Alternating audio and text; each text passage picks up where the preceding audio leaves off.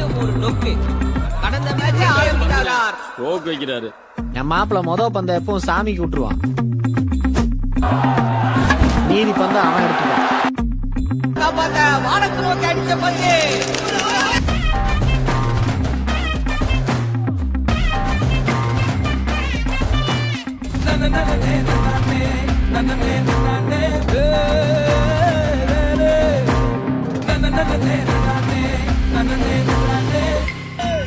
எங்கேயோ பார்த்த மாதிரி எங்க என்னன்னு தெரியல.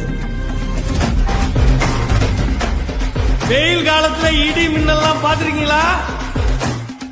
எங்க கத்தி இறங்கினாலே எதிரணி பவுலர்களுக்கு இடியும் மின்னலும் தான்.